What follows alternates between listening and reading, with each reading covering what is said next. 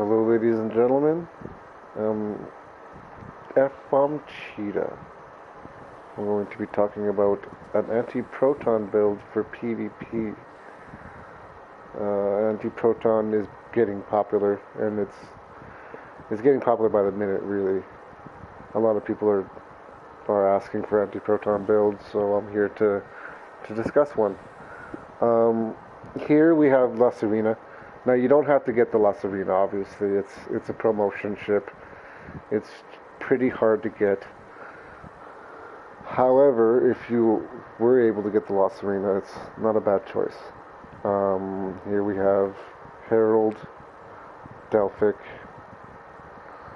and Voth, which is not bad actually. It has 25% chance on critical hit to reduce enemies' damage output by 9.1% for 10 seconds, and it stacks up to 3 times. Anytime you see a stack, that's cool. Stacks are good. You want it to stack. So that's actually not a bad weapon. Here we have the Ancient Omni, and the Ancient Omni is really a 2-piece, and you want the bonus damage from that 2-piece. Like, it's a Cat 2. For those of you that doesn't know what Cat 2 means, Cat 2 is Category 2. And Category 2 means percent and bonus. Like if you see there, it's 10% bonus antiproton damage. So that's Cat 2. If it were to say 10% antiproton damage, that's a Cat 1. If it were to say plus 10 antiproton damage, that's flat. And flat damage is probably the worst one you can get. I mean, you want Cat 1s and you want Cat 2s. Speaking of which, this one kind of does both. Baul linked central coordination matrix. Now this is a 2-piece with the here we go torpedo.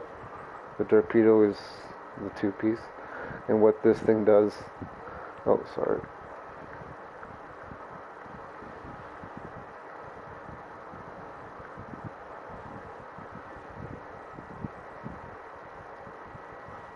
What this thing does is actually a Cat 2 on the set bonus.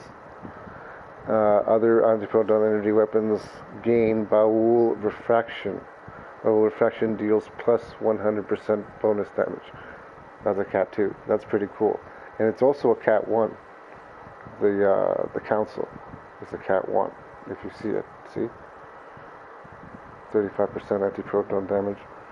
Another Cat 1 for hull capacity. Excuse me. So it's a really good set.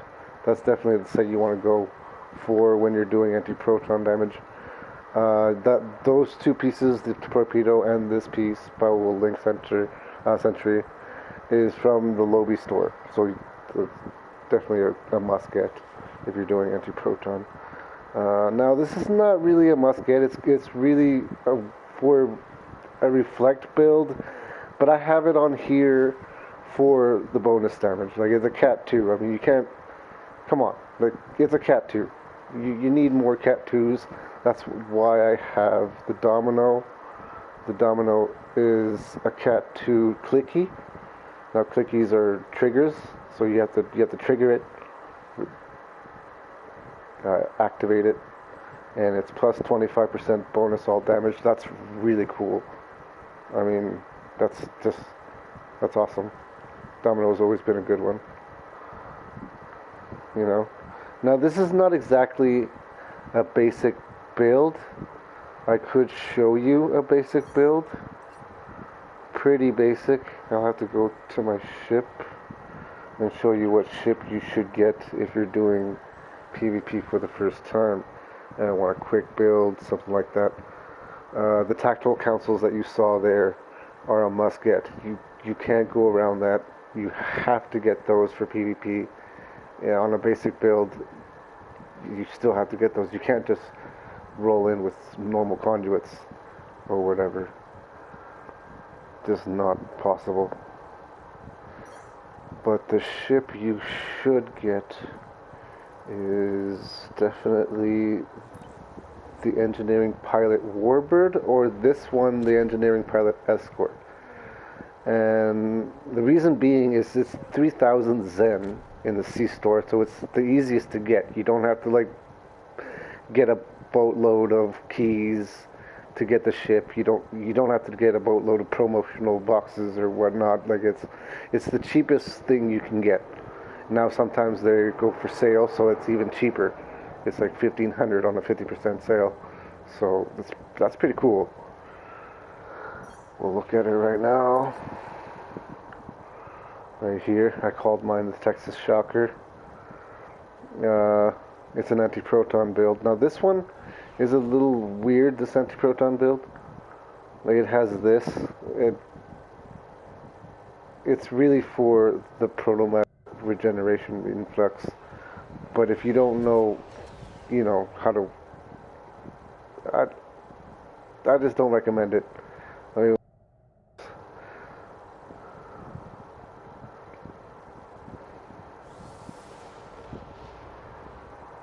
but yeah, so this is a ship you want to get, and yeah, you can't go around anything else. I think this is the build you need to do for Antiproton, the best build you can get. One of the best builds, actually. I'm not saying it's the best. Like it's good for me. It works for me. I do like the reactive antiproton cascade emitter. It deals about 200% incoming energy damage back to the target. So I like that. It's really fun to use. I mean, you might be able to get enemies in a PvP with it, but don't rely on it. It's not a reliable source. Just this. For a reflect build, you need so much more that I won't get into right now. But yeah, we'll go into traits and we'll see what's in there.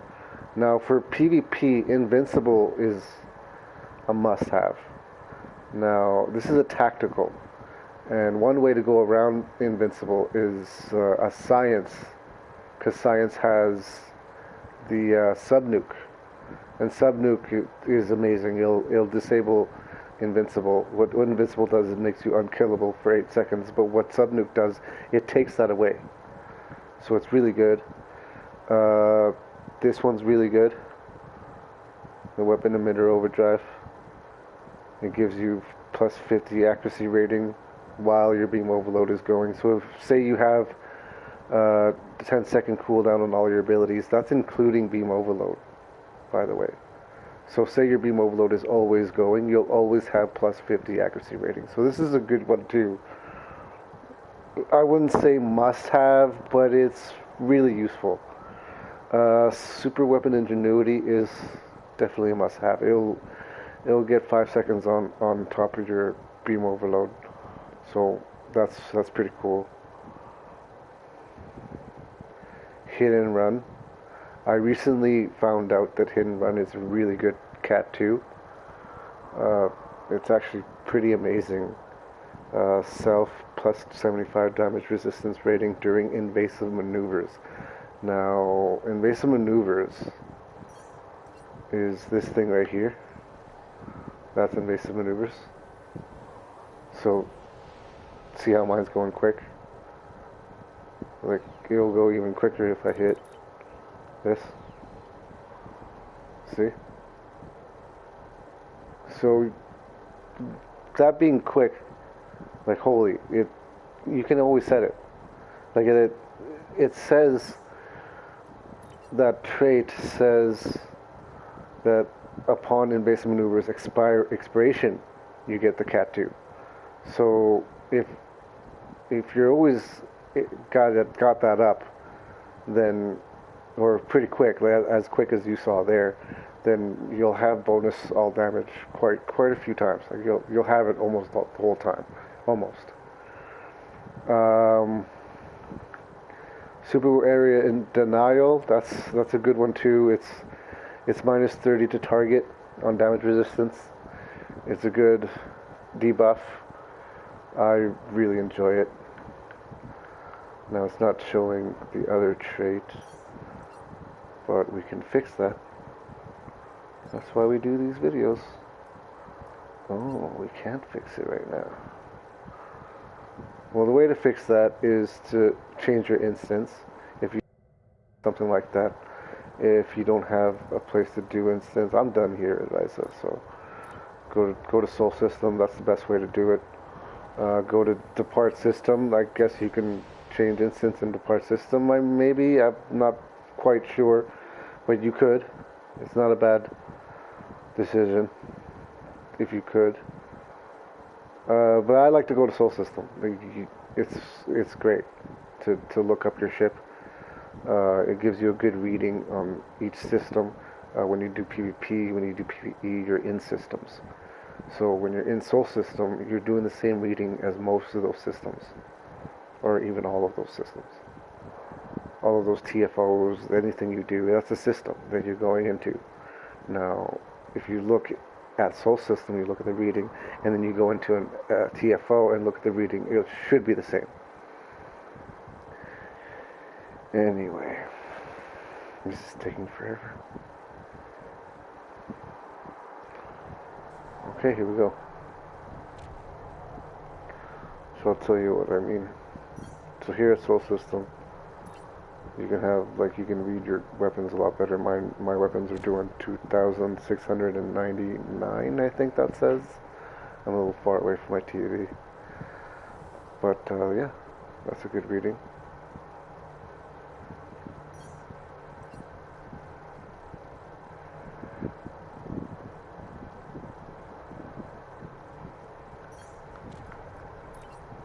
And there it is. The other one. Now, provincial targeting,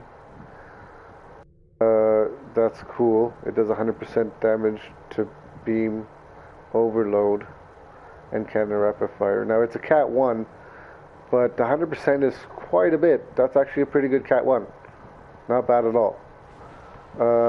These personal space traits, in PvP, a lot of them are must-have. Give your all is a must-have because it gives you dodge. You do want to be dodgeable in a PvP. This one is a must-have because most of your builds will have control expertise anyway. So if you add this one, it's a Cat 1, but it's a good Cat 1. Trust me. You'll pile up a lot of these control expertise councils and abilities and sort of things, and your damage will just go up. That's why my damage is 2,600, because of this one. Texas Context for Kings is good for survivability. Pursuit of Submission will placate you. Terran Targeting Systems is 15% critical severity. Now that's pretty cool. That's not a bad one. These are cooldowns. They're pretty much cooldowns. Not quite. You gotta read them. They're weird. But yeah, they're cooldowns. Ball 10% maximum haul hit points. It's a good one. Here, space reputations. Now, these are overlooked by some people. They think they can just throw whatever they want. But in a PvP, to have a 10-second cooldown, you need this. Chrono capacity array. Now it's not a for sure thing that your abilities will cool down 10 seconds. With this alone, it takes everything. It takes a lot of things. This Tyler's duality, 4.5% critical chance based on hull capacity. That's cool. It max 200,000 hull capacity. That's really cool. This one's a good one too. Bonus all damage. You can never have too much bonus all damage. You can have too much damage resistance, period. Damage resistance is really good for PvP. I've seen guys with a lot of damage resistance that are unable to be penetrated. I penetrated them quite a bit, even with a lot of damage resistance, but very few times that I can kill them. Critical severity and crit chance. So, yeah, this is my build, Antiproton. Hope you enjoyed the video. Any comments or quite anything, any comments, I don't mind it. Bad, good, doesn't matter. Let me know. And I hope to see you soon. See you later.